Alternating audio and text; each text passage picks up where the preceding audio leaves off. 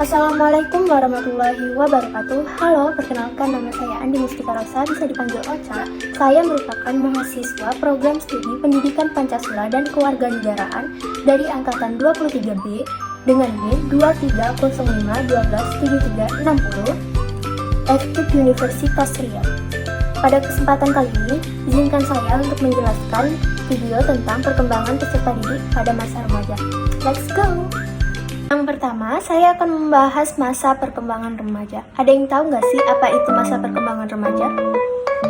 Masa perkembangan remaja merupakan masa perkembangan setelah masa kanak-kanak menuju ke masa yang dewasa yang meliputi perkembangan fisik, kognitif, emosi, sosial, moral, dan kesadaran beragama.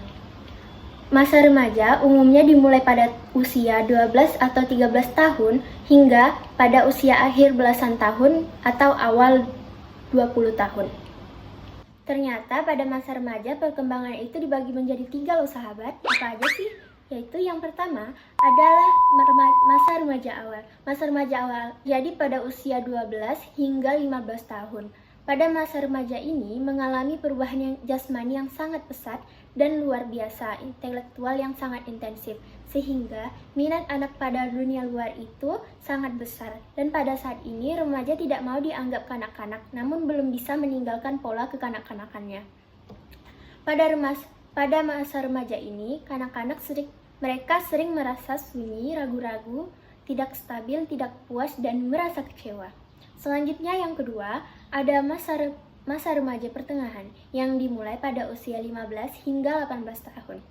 Kepribadian remaja pada masa ini masih kekanak-kanakan, tetapi pada masa remaja ini timbul unsur baru, yaitu unsur kesadaran akan kepribadian dan hidup badania sendiri. Remaja mulai menentukan nilai-nilai tertentu dan melakukan perenungan terhadap pemikiran filosofis dan etis. Yang ketiga, ada masa remaja akhir. Masa remaja akhir ini dimulai pada usia 18 tahun hingga 21 tahun. Pada masa remaja ini sudah mantap dan stabil. Remaja sudah mengenal dirinya dan ingin hidup dengan pola hidup yang digariskan sendiri dengan keberanian. Remaja mulai memahami arah hidupnya dan menyadari tujuan hidupnya. Remaja sudah mempunyai pendirian tertentu berdasarkan suatu pola yang jelas yang baru ditemukan. Selanjutnya yang kedua ada perkembangan biologis.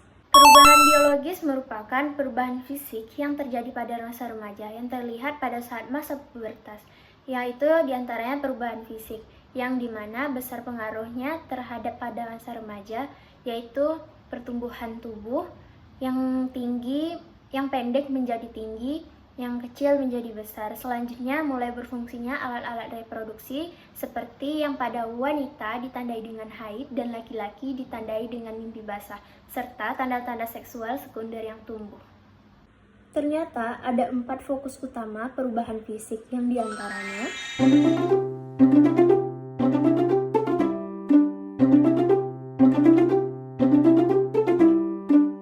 dasarnya, perubahan fisik remaja disebabkan oleh kelenjar pituitary dan kelenjar hipotalamus.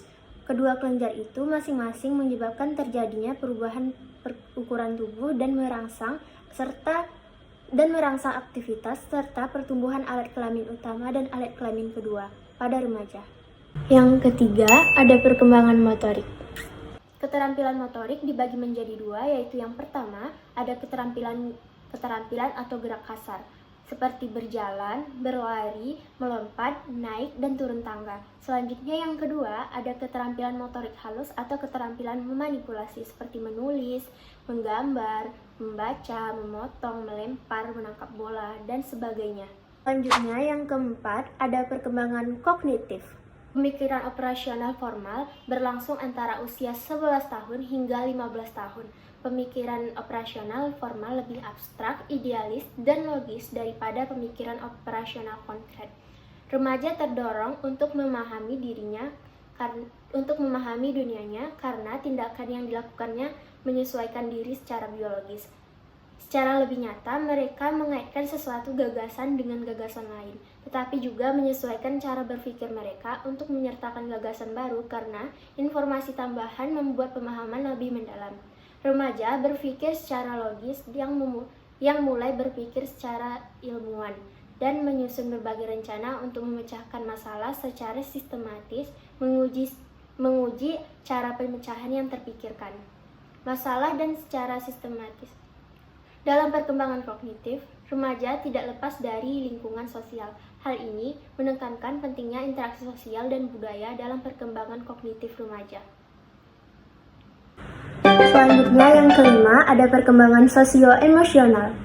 Pada transisi sosial remaja mengalami perubahan dalam individu dengan individu lainnya, yaitu dalam emosi dan kepribadian, serta dalam peran konteks sosial dalam perkembangan membantah orang tua, serangan agresif terhadap teman sebaya, perkembangan sikap asertif, serta kebahagiaan remaja dalam peristiwa tertentu. Kemampuan remaja untuk memantau kognisi sosial mereka secara efektif merupakan petunjuk penting mengenai adanya kematangan dan kompetensi sosial mereka. Dalam proses pencarian identitas diri, merupakan tugas utama dalam perkembangan remaja. Remaja harus bisa membentuk hubungan sebaya yang dekat atau tetap terisolasi secara sosial. Pencarian identitas diri ini meliputi identitas seksual, identitas kelompok, identitas keluarga, identitas pekerjaan, kesehatan, dan identitas moral. Nah, itu dia tadi video penjelasan materi dari saya Mustika Rosa. Lebih dan kurang mohon maaf. Saya akhiri. Wassalamualaikum warahmatullahi wabarakatuh.